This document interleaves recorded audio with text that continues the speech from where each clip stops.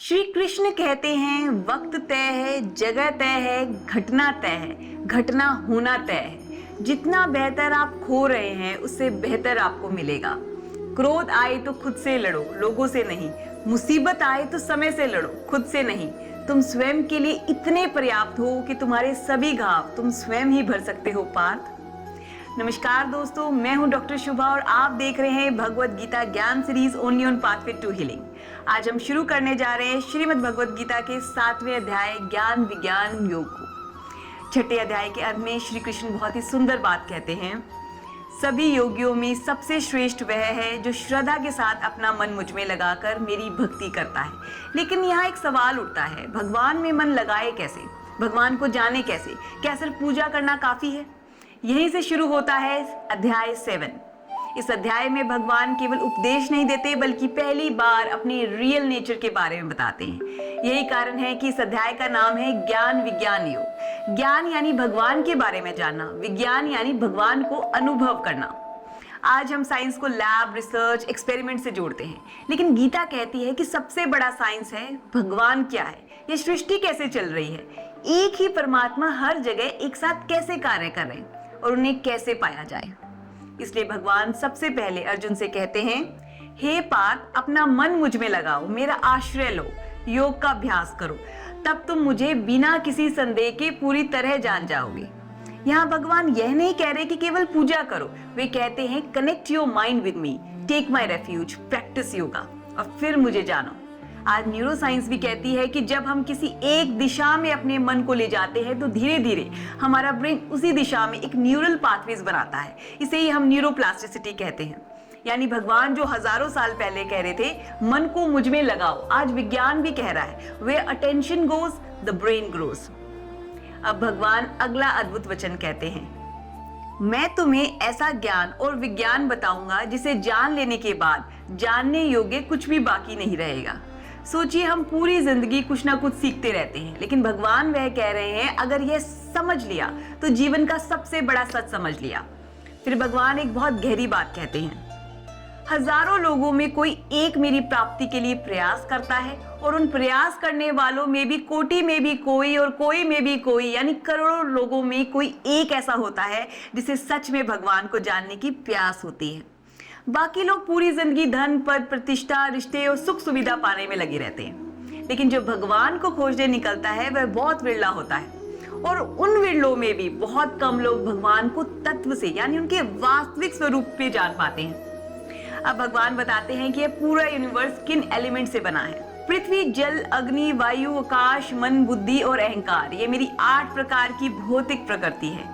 यहाँ भगवान केवल अर्थ, वाटर, फायर, एयर, स्पेस की बात नहीं कर रहे। वे कहते हैं माइंड भी मेरी प्रकृति है, इंटेलेक्ट भी मेरी प्रकृति है और ईगो भी मेरी प्रकृति है। यानी गीता केवल बॉडी की बात नहीं करती, वह माइंड और कॉन्शियसनेस दोनों की बात करती है। लेकिन क्या हम सिर्फ शरीर, मन और बुद्धि हैं? भगवान तुरंत अगले श्लोक में उत्तर देते हैं, हे अर्जुन, यह तो मेरी भौतिक प्रकृति है, लेकिन इसके अलावा मेरी एक चेतन प्रकृति भी है, जीवात्मा। उसी चेतना से पूरा संसार धारण किया हुआ है। यानी हम केवल बॉडी, माइंड या थॉट्स नहीं है, हमारे भीतर एक कॉन्शियसनेस है, एक सोल है और उसी को जानना, उसी को परमात्मा से जोड़ना, यही है ज्ञान विज्ञान योग। अब भगवान आगे कहते हैं, हे अर्जुन, यह संपूर्ण सृष्टि मुझसे ही उत्पन्न हुई और अंततः मुझ में ही विलीन हो जाती है। यानी सोर्स भी मैं हूँ, सस्टेनर भी मैं हूँ और डेस्टिनेशन भी मैं हूँ। अगर हम साइंस के पर्सपेक्टिव से देखें तो थर्मोडायनामिक्स का फर्स्ट लॉ, जिसे law of conservation of energy भी कहा जाता है, हमें बताता है कि energy can neither be created nor be destroyed, it only transform from one form to another. आज मॉडर्न फिजिक्स, क्वांटम फिजिक्स और कॉन्शियसनेस स्टडीज ब्रह्मांड के गहरे प्रश्नों को समझने का प्रयास कर रहे हैं। गीता हजारों वर्ष पहले हमें यह सोचने के लिए प्रेरित करती है कि इस पूरे ब्रह्मांड के पीछे कोई एक मूल चेतना है जिससे सब प्रकट होता है और उसी में सब स्थित है। इसी कारण दुनिया भर के साइंटिस्ट, फिलोसोफर और रिसर्चर्स भी भगवत गीता का गहराई से स्टडी करते हैं। वे इसे सिर्फ एक रिलीजियस बुक नहीं बल्कि कॉन्शियसनेस, एग्जिस्टेंस और ह्यूमन एक्सपीरियंस पर आधारित एक प्रोफाउंड फिलोसफिकल टेक्स्ट मानते हैं। यही वजह है कि नासा में भी कई साइंटिस्ट और रिसर्चर्स यूनिवर्स को बेहतर समझने के लिए गीता के कॉन्सेप्ट्स का अध्ययन और डिस्कशन करते रहे हैं। साइंस हमें हाउ बताती है और गीता हमें वाई समझाती है। अब भगवान बताते हैं कि यदि तुम मुझे खोजना चाहते हो तो मुझे केवल मंदिर में मत खोजो, मैं तो हर क्षण तुम्हारे आसपास हूँ। मैं जल का स्वाद हूँ, मैं सूर्य और चंद्रमा का प्रकाश हूँ, मैं वेदों का ओम हूँ, मैं आकाश का शब्द हूँ, मैं पृथ्वी की पवित्र सुगंध हूँ, मैं अग्नि का तेज हूँ, मैं सभी प्राणियों का जीवन हूँ और तपस्वियों का तप भी मैं ही हूँ। जरा सोचिए, जब हम पानी पीते हैं क्या कभी हमने उसके स्वाद में भगवान को महसूस किया? जब सुबह सूरज निकलता है क्या कभी उस प्रकाश में ईश्वर को देखा? जब किसी न्यूबॉर्न बेबी की पहली सांस चलती है क्या कभी सोचा कि यह जीवन शक्ति कहाँ से आई?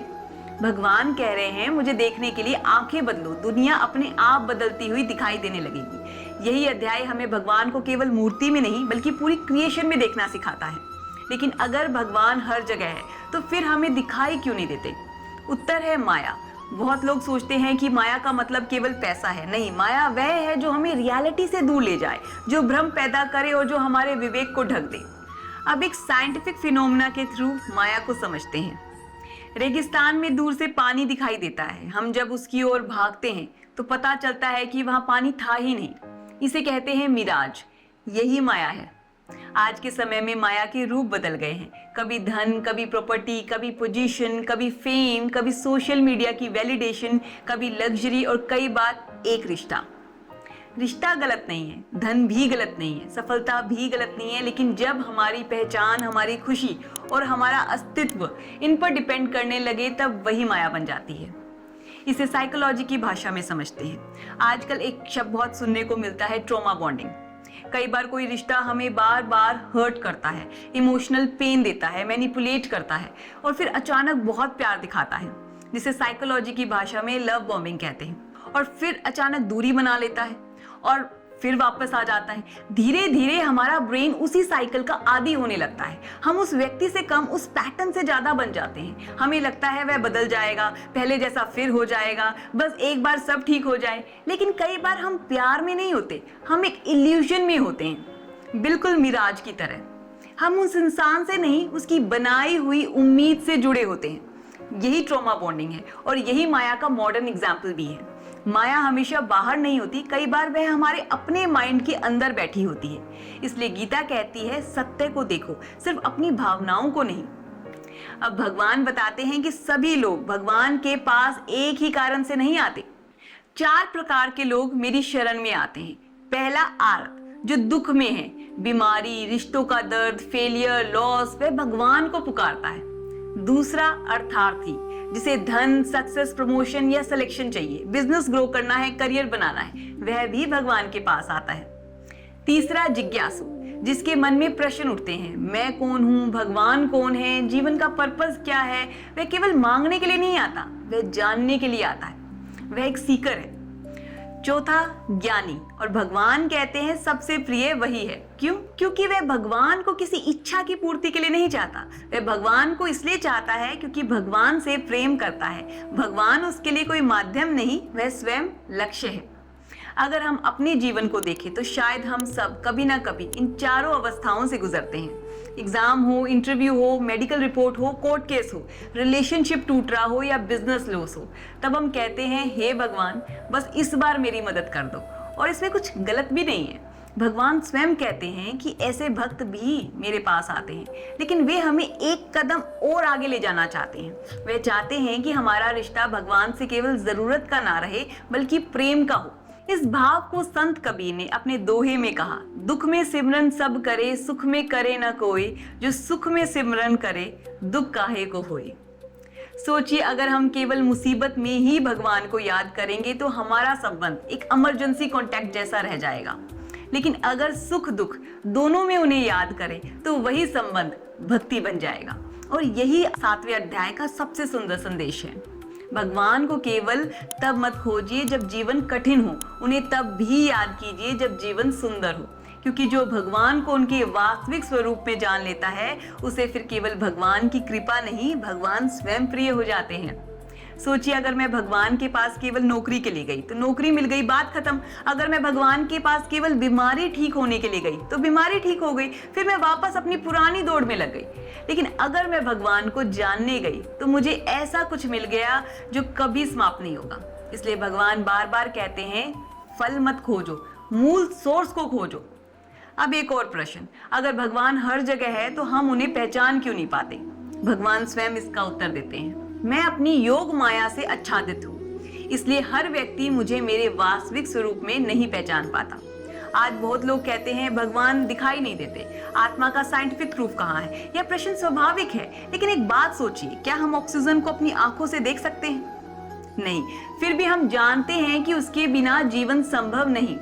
क्या हम ग्रेविटी को देख सकते हैं? नहीं। हम उसके प्रभाव को देखते हैं। क्या हम विचारों को देख सकते हैं? नहीं। लेकिन वह हमारे पूरे जीवन की दिशा बदल देता है। इसी प्रकार ऐसे बहुत से वेव्स हैं जिन्हें हमारे कान नहीं सुन सकते। कई स्मेल ऐसी है जिन्हें कुछ जानवर महसूस कर लेते हैं लेकिन मनुष्य नहीं। यानी किसी चीज का हमारी इंद्रियों से दिखाई या सुनाई ना देना उसके अस्तित्व का अभाव सिद्ध नहीं करता। विज्ञान भी लगातार ऐसे सूक्ष्म स्तरों की खोज करता रहा है जिन्हें पहले मनुष्य जान ही नहीं पाता था। इसी तरह गीता कहती है भगवान को केवल आंखों से नहीं अनुभव से जाना जाता है। यही योग का महत्व शुरू होता है। बहुत लोग योग को केवल एक्सरसाइज समझते हैं, लेकिन गीता में योग का अर्थ है यूनियन, कनेक्शन, अपनी सीमित अहंकार से निकलकर परम चेतना से जुड़ने की प्रक्रिया। योग कोई एक दिन का अनुभव नहीं है, यह एक प्रोसेस है। जिस प्रकार कोई साइंटिस्ट वर्षों तक रिसर्च करता है, वैसे ही एक साधक ध्यान, भक्ति, आत्मचिंतन और डिसिप्लिन के माध्यम से अपने भीतर यात्रा करता है। और फिर भगवान इस अध्याय के सबसे सुंदर वचनों में से एक कहते हैं, अनेक जन्मों की साधना के बाद ज्ञानी यह जान लेता है वासुदेव ही सब कुछ है। ऐसा महात्मा अत्यंत दुर्लभ होता है। यही ज्ञान विज्ञान योग का सार है। शुरुआत में हम भगवान से कुछ मांगते हैं, फिर हम भगवान को समझना चाहते हैं और अंत में हम समझते हैं कि जिसे मैं बाहर खोज रहा था वही चेतना मेरे भीतर भी है। यही कारण है कि अध्याय 7 केवल भक्ति का अध्याय नहीं है, यह अवेयरनेस का अध्याय है। यह हमें सिखाता है भगवान को केवल मानना नहीं, उन्हें जानना है।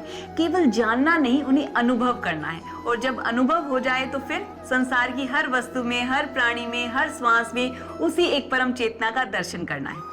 यही है ज्ञान विज्ञान योग। लेकिन भगवान यहाँ एक बहुत बड़ा आश्वासन भी देते हैं। वे जानते हैं कि मनुष्य के लिए माया से बाहर निकलना आसान नहीं है, इसलिए वे कहते हैं यह मेरी त्रिगुणमयी माया अत्यंत कठिन है, इसे अपने बल पर पार करना आसान नहीं है। लेकिन जो मेरी शरण में आ जाते हैं वे इस माया को पार कर जाते हैं। यहाँ भगवान यह नहीं कहते कि आपके जीवन में दुख नहीं आएंगे, अहंकार नहीं आएगा या भ्रम नहीं होगा। वे केवल इतना कहते हैं, अकेले मत चलो, मेरा हाथ पकड़ लो।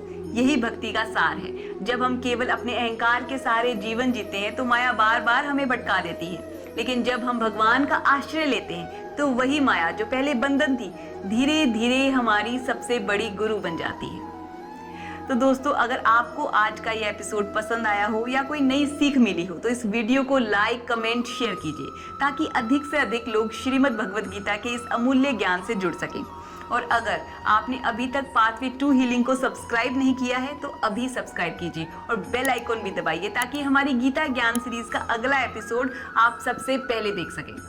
तब तक अपना ध्यान रखिए, अपने मन को शांत रखिए, अपने कर्मों को श्रेष्ठ रखिए और भगवान श्री कृष्ण के बताए मार्ग पर चलते रहिए। जय श्री कृष्ण।